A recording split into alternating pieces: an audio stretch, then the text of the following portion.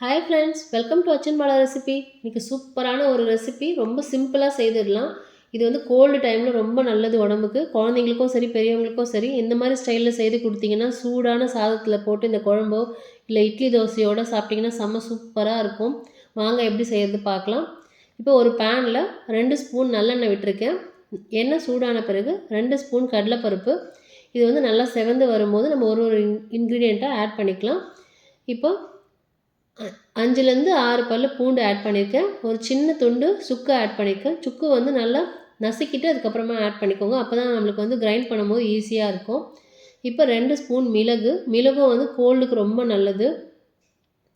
இது எல்லாமே நல்லா பொரிஞ்ச பிறகு நம்ம ஒரு வெங்காயத்தை வந்து ஒரு வெங்காயம் மீடியம் சைஸ் வெங்காயம் எடுத்திருக்கேன். பொடியாக நறுக்கி இது கூட ஆட் பண்ணிக்கலாம். ஹாஃப் தக்காளி எடுத்திருக்கேன். அப்படின்னா சின்ன சைஸ் தக்காளி 1. இது வந்து டேஸ்ட்காக தான் தக்காளி ஆட் பண்ணுறது. இப்போ இது எல்லாமே நல்லா வதக்கிக்கலாம். வதங்கின பிறகு இப்போ 10லேருந்து 15 இலை, இது வந்து கற்பூரவல்லின்னு சொல்லுவாங்க, ஒரு சிலர் ஓமவல்லி சொல்லுவாங்க. இந்த இலையை வந்து நல்லா வதக்கிட்டு அரைச்சி நம்ம குழம்பு வைக்க போகிறோம். இப்போ வந்து நல்லா வாஷ் பண்ணி இது கூட ஆட் பண்ணியாச்சு. இப்போ நல்லா வதக்கிக்கலாம்.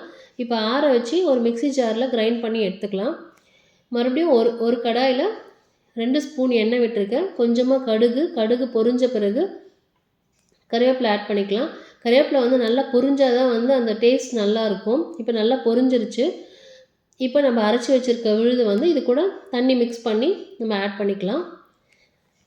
இந்த கருவேப்பிலை வந்து ரொம்ப ரொம்ப நல்லது. நீங்கள் வந்து அரைக்கும் போதும் சேர்த்து அரைச்சிக்கலாம், இல்லை இந்த மாதிரி தாளிப்புக்கும் சேர்த்துக்கலாம்.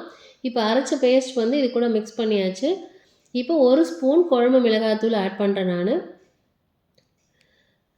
ஏன்னா வந்து காரத்துக்காக நம்ம மிளகு கொஞ்சமாக தான் போட்டிருக்கோம். அதனால் இந்த குழம்பு மிளகாய்த்தூள் 1 ஸ்பூன் ஆட் பண்ணிவிட்டு தேவையான அளவு உப்பு ஆட் பண்ணி புளி தண்ணி வந்து ஒரு எலுமிச்சப்பழ சைஸ் அளவுக்கு புளி தண்ணி கரைச்சி இது கூட ஆட் பண்ணிக்கலாம்.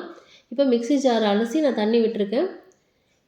எல்லாம் கொதி வந்த பிறகு டேஸ்ட் பார்த்துட்டு கொத்தமல்லி தூவி இறக்கணும்னா சூப்பரான குழம்பு ரெடி ஆகிடும். நீங்களும் ட்ரை பண்ணி பாருங்கள் ஃப்ரெண்ட்ஸ். தேங்க்யூ.